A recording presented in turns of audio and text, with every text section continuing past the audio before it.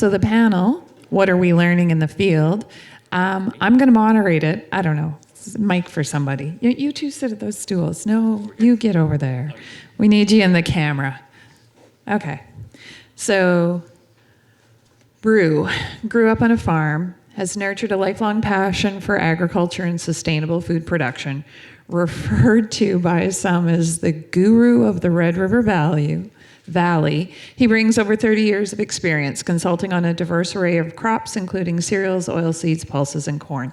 Together with his wife, Jen, Brew operates Antera Ag Services, a consulting firm dedicated to on-farm research and benchmarking, and I abbreviated everything there, so if Jen is mad at me, I'm sorry, Jennifer. His approach emphasizes the importance of integrating local agronomic research with production data, empowering producers with the knowledge they need to navigate the challenges posed by adverse weather conditions. He's a firm believer that equipping producers with the right information leads to improved decision-making, increased profitability, reduced stress, and ultimately a more enjoyable farming experience. His commitment to advancing agricultural practices and supporting local farmers makes him a respected voice in the industry. And then Scott, who's sort of hiding behind me for some of you, is a farmer from Elgin, Manitoba. I drive by the farm every weekend on the way home to my farm and enjoy watching what's going on there. Him and his brother Daryl grow wheat, oats, canola, edible beans, soybeans, and corn. They have a purebred Simmental herd, also in that southwest Manitoba corner, and he was hauling heifers yesterday. They also run a seed retail business focused on corn and soybean genetics for local producers. He has a passion for new technologies and looking for ways to make them work on their farm. He utilizes farm trials, new practices, and data to help increase production on that farm. And so with that, we're going to start a little panel.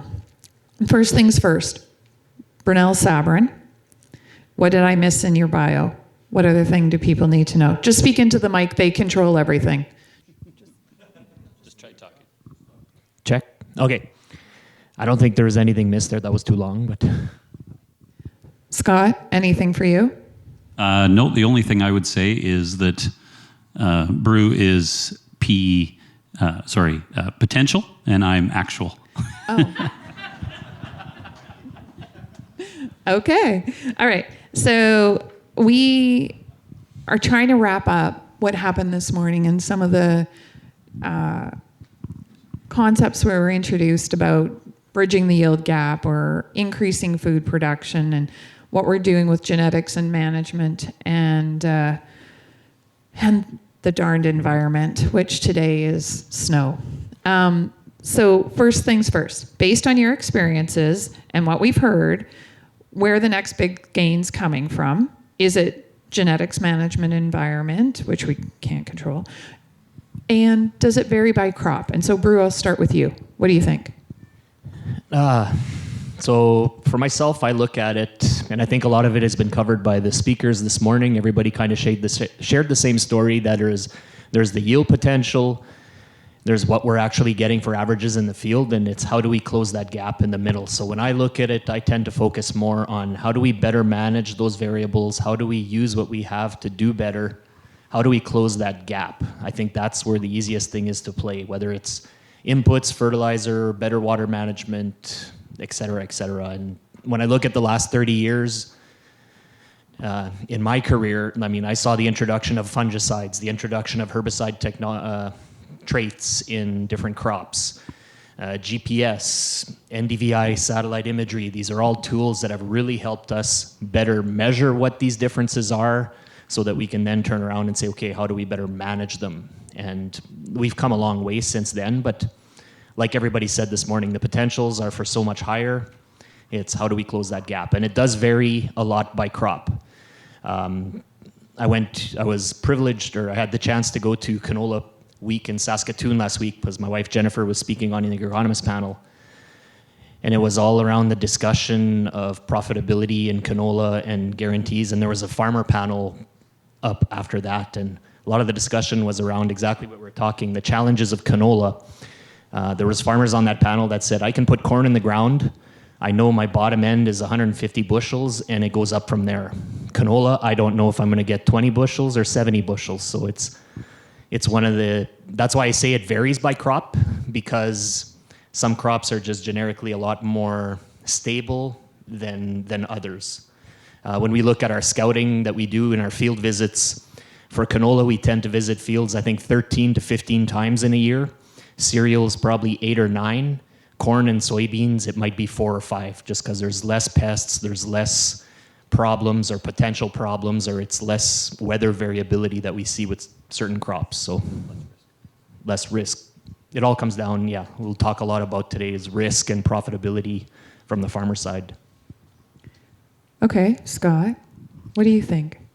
Yeah, in terms of where we're going to get our next big yield gains, I keep thinking about three different things, or three different pillars, and obviously we see some small yield gains with new chemistry, new biologicals, new products, and a lot of times we're talking about a 1 to 2 bushel yield increase by using said product. Which is great. A 1 to 2 bushel yield gain is nothing to be upset about, but it's always just 1 or 2, or you need 2 bushels to make the product pay for itself, and so that's a pretty small gain when it comes down to the farm level. That's almost an in-season decision whether or not you're going to use that product or try that product based on some trial data that a rep has shown you. Bigger gains will come, and we've already talked about it this morning. Brian had lots of good slides on it. Genetics. We'll see statistically different or differences in fields or in trials when you use the newest genetics, whether it be a canola variety, an Invigor, or a new soybean variety, or certainly a corn variety. We see some huge genetic gains year over year. So those are statistically significant. But I really think that in order, and again, I'm in southwest Manitoba, we have much more variability, as we talked about in Kristen's conversation, much more variability in our soils and our farms out there with salinity and topography. And so I really think that the biggest yield gains, not necessarily economic, but the biggest yield gains will come when we make major changes, such as tile drainage, such as irrigation, such as more diversity in crop rotation. And we struggle, and not to go down a rabbit hole too much, but every farmer struggles with their canola rotation. We all know that a four-year canola rotation will certainly help with the verticillium situation, but we struggle because our other crops aren't making any money, such as wheat and oats, especially for 2026. So we reduce those rotations in order to make canola fit into the rotation. Again, not agronomically sound, but it certainly is that economic, or that A that Joachim was talking about early. So those would be the kind of the small steps, medium steps, big steps in terms of making a yield gain.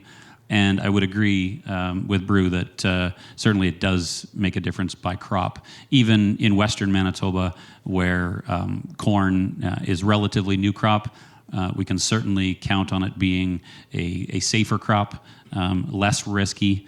Yes, there are some environmental risks to it, but the pests and the challenges to growing some of these crops like soybeans and corn are less than canola and wheat. You've mentioned risk a bit, and so I warned you guys that I was going to throw this silly question out there. What kind of race car driver are you? Or how are the people that you work with or are trying to help or whatever, what kind of race car drivers are they? So Scott, I'll start with you because you just mentioned risk, and I assume I can predict the answer, but maybe you should tell us. And not so much just what kind of race car driver are you, but why are you that race car driver? I would say that I'm a NASCAR driver that wants to be a Baja racer, because I think we all want to have a lot of fun and make big jumps and have some excitement out there. But the NASCAR driver is the predictable left-hand turn. What's coming next? A left-hand turn. So that I would say I'm a NASCAR driver because that's our number one challenge is risk management, economically and agronomically. So when I when I plant a crop, I want to know that I'm going to plan for a fungicide application in canola, or I know that I'm going to use the planter for soybeans because I can save myself $16 an acre on seed cost because I can reduce the seeding rate. So yeah, I'd like to be a different kind of racer, but I guess I'm a NASCAR racer. Brew. Okay, so I started my company Onterra right off the get-go. We did it was to find better answers for the producers in my area. So we started right off the hop with a strong on-farm research program. From there, we added agronomy benchmarking, and then to get even better data yet, now we've gone into weather stations and soil probes to better understand soil moisture, because there's so much that seems to be pointed to that. So inherently, because we focus on a lot of that stuff, we tend to work, and we'll use the NASCAR probably again. I do have some clients that I work with that are Formula One racers. They're swinging for the fences all the time, but generally, like Scott mentioned, it's all about risk and profitability first and foremost. So for the producers, it's the NASCAR drivers. And now when we look at NASCAR, there's a lot of rules and regulations. Everybody has the same car, the same tires, same suspension, same aerodynamics, same everything. But what we're trying to do is we're trying to play in those gray areas. We're trying to find those little tweaks that make certain practices or varieties or inputs sing. And some examples of that is, we're not supposed to put corn on canola because of mycorrhizae and phosphate not being available to the corn crop. Well, when we look at our benchmarking data, 9 times out of 10, corn on canola is where we get our best corn yields. We're not supposed to, they say soybeans don't respond to starter fertilizer. Well, we've found putting 20 pounds of MAP in the seed row gives us 2 or 3 bushels fairly consistently. And we saw that in the benchmarking data, so we said, let's go do that in our on-farm research, and we're seeing the same thing in the on-farm research. So it's really neat when those kinds of things start collaborating and working together. So that sort of leads into a question that's not in the order that I gave it to you, so I apologize for that. But we're talking about economics a bit and swinging for the fences for some folks and not for others. When it comes to that, again, is economics trumping the agronomics and the sustainability? Are they balanced out? How do you do that at the farm level or with the farms that you're advising? So who wants to go first on that one? I'll go first. So I would say it's a bit of an arm wrestle, and usually an arm wrestle isn't a clear, distinct winner. When I first think about that, I would say it's by crop. So use canola as the example. We know that price per bushel and average long-term yield, we can probably pencil out a profit, but you could pencil out a better profit if you would give yourself a longer-term agronomic break. But you can't pencil out a profit on wheat because of the price of wheat. So the economics and the agronomics keep going back and forth. And then there's certain crops like corn or soybeans that you can make a complete agronomic conversation around them because you know that they can fit into many more places than canola. So and of course depending on the crop input, high nitrogen using crops like corn and canola become a tougher economic conversation than they are just plain agronomic. So I think that was one of my big takeaways this morning from both of our keynote speakers is that, yes, we have a much difference between the potential yield and the actual yield, and we can do a lot of things. But when the rubber hits the road and you're on the farm and you've got to shell out potentially millions of dollars to make that decision, you don't swing for the fences. You sometimes bunt. You sometimes take the single instead of swinging for the fences, if we're using that analogy. So I think that's my, as this farmer on the agenda today, I want people to realize that we are not playing Monopoly with paper pink money. We are playing high stakes blackjack in Vegas on a daily basis. Not only are you playing high-stakes blackjack, in the last 3 years, you've probably moved from the $25 table to the $100 table. We're playing with bigger amounts of money. But the risk-reward stays the same. any farmer, and there was some on the panel last week at Canola Week, they said, if I know I'm guaranteed this much yield over this much expenses or this return over these expenses, they've got no problem spending the money, but it's how do we figure out what the risk versus the reward is? Where does it pay to swing for the fences? In Manitoba, we have such a short growing season. It's a very finite window of where we can make adjustments in season, but it's where can we make some of those adjustments? How do we manage that risk? So yes, it can pay to swing for the fences if all the stars line up, but generally 9 or 8 times out of 10 or 9 times out of 10, the better game is managing that risk and figuring out when and where can we make those adjustments to get that extra. There is an online question. I have a few more, but let's go to that one. Sure. It's kind of a somewhat two-parter, but this is specifically talking about experiences that you've had measuring actual yield gains in the field. So what methods or technologies are you using to measure small but significant gains? Are you using combine measured yield data or more accurate data using weigh wagons? The comment here is just my experience is that combine measured yield data quite often hides or muddies the waters when looking for small differences. Do you have comments on that? I would agree with those comments.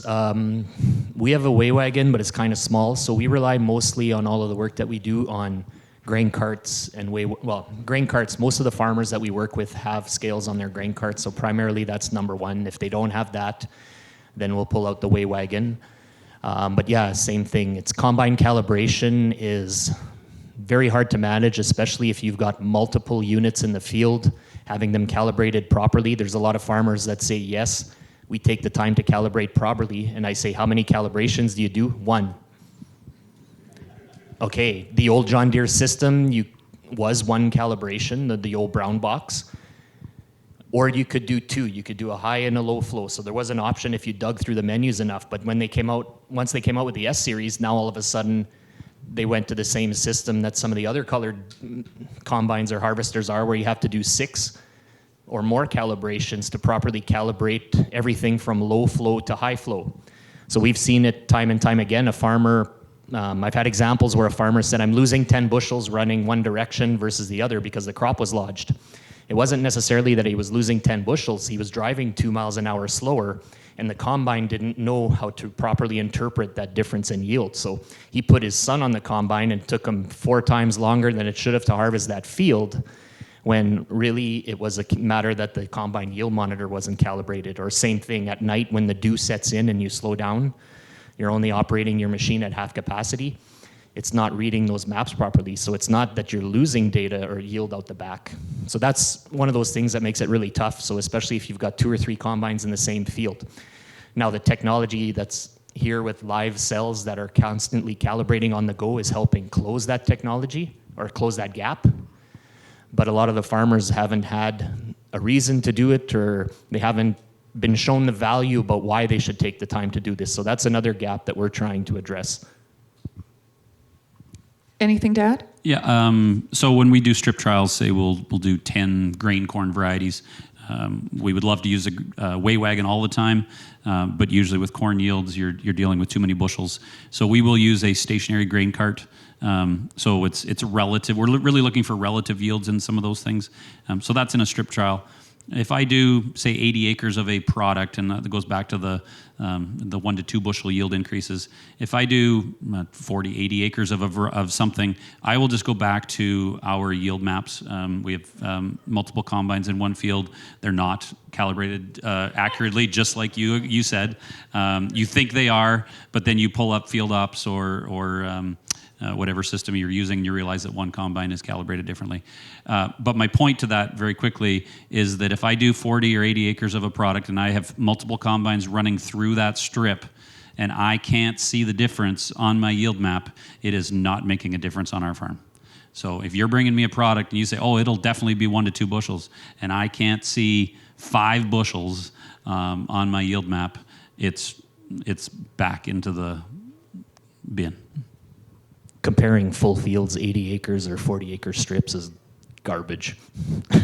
You're better off, even if you do that where you spray 40 acres of a certain product, you're better to just take a strip on either side of that line flag it and take one strip on either side of that line. That way you're comparing apples to apples as best you can, and you'll be much happier with the results than trying to compare. Because we can take fields that don't even have trials, we'll split them north, south, or east, west in halves and quarters, and the yields are all completely different without having changed anything input-wise. So this then kind of leads into what you've been talking about. In your opinion, how important is replication in full field scale trials?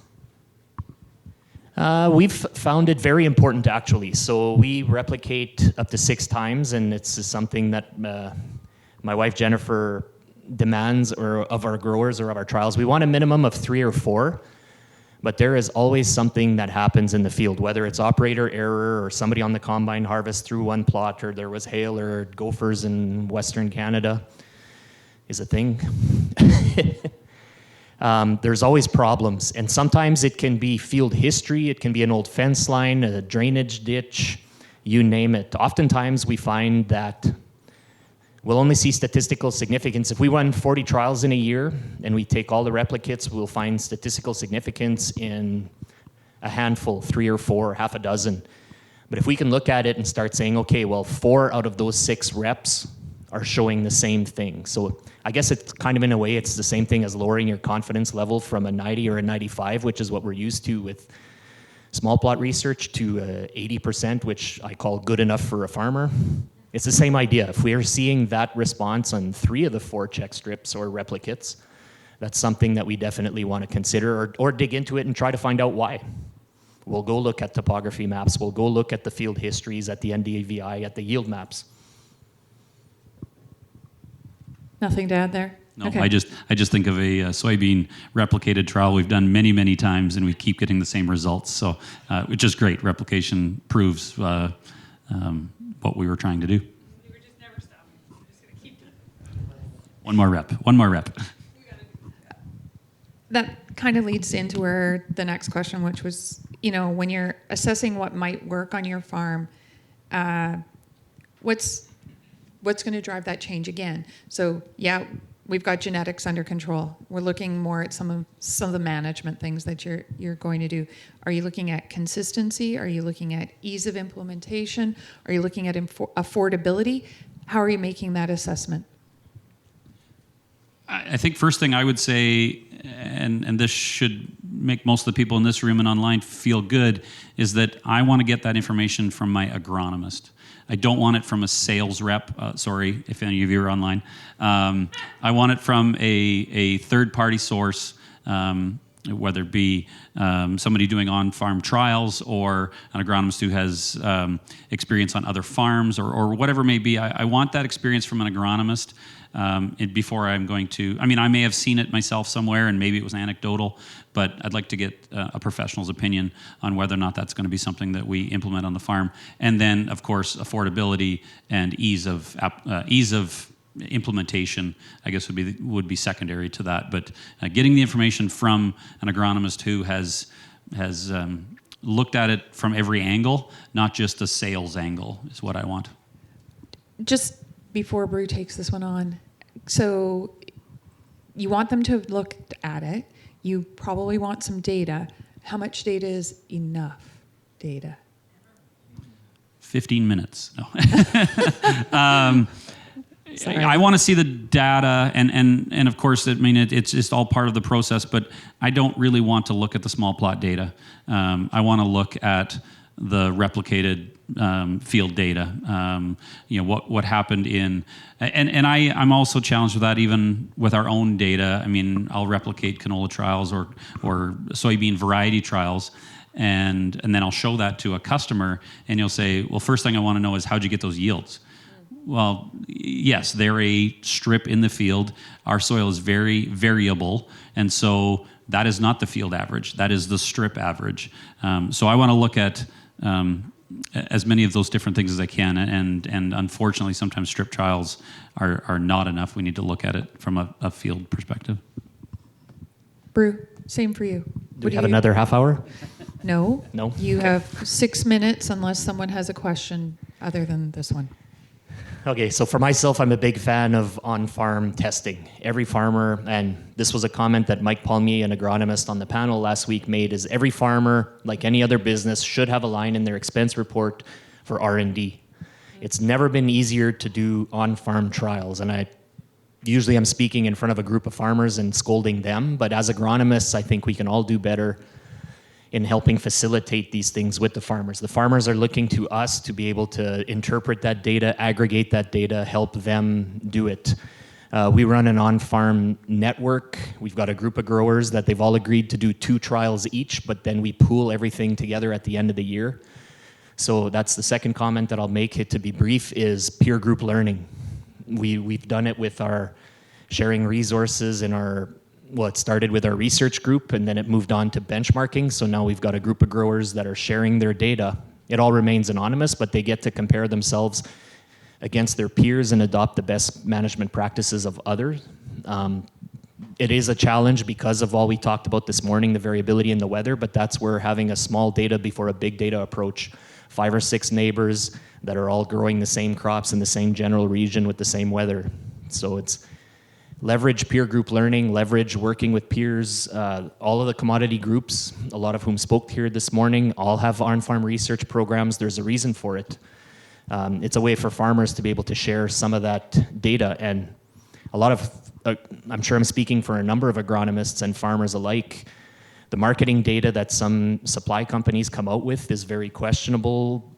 There's a lot of times that varieties we've tried are supposed to be the next best thing, and they've fallen flat in our region. So that was another big wish of the agronomists last week, was to have more data to better learn a variety. The varieties, sometimes by the time we learn what those varieties are and how to use them, they get replaced with something else. So then we have to start the whole process over again. It takes 2 or 3 years to really properly evaluate a variety or an input or a practice.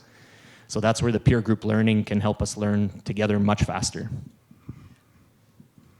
Do you think that peer group learning has sort of taken on the role that we have traditionally had other extension or independent bodies or Ag Canada? We don't have quite as much support there as we used to. Correct me if I'm wrong, but that's the perception I have. Is that where some of this peer group learning is trying to take the place?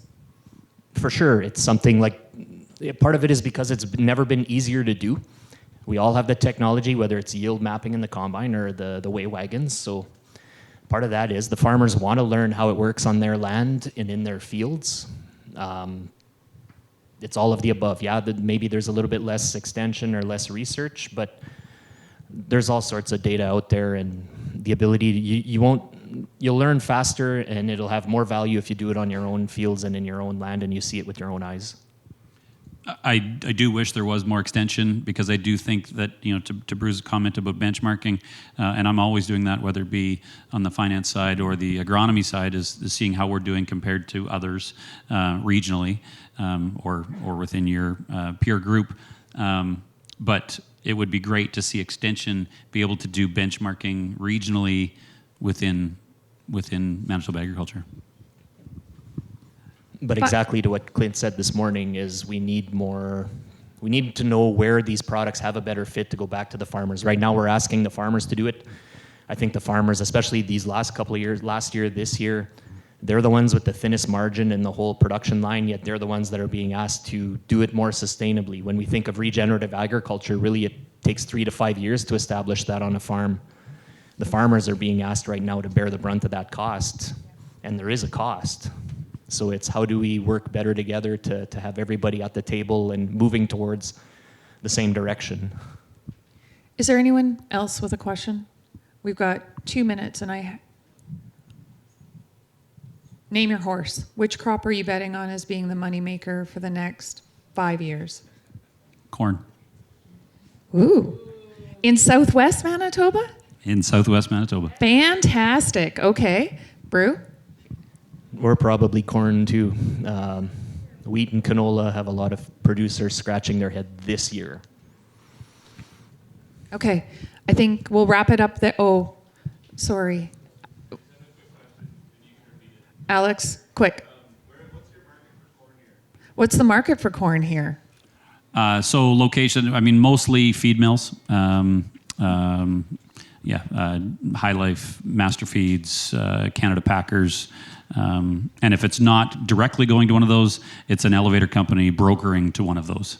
And that is a good point, because I think in Manitoba, our limiting factor is going to be the number of acres grown versus the number of places that it can go. Okay, great. Thank you very much. Marla, a round of applause for these two. I've got thank you gifts for both of them as well.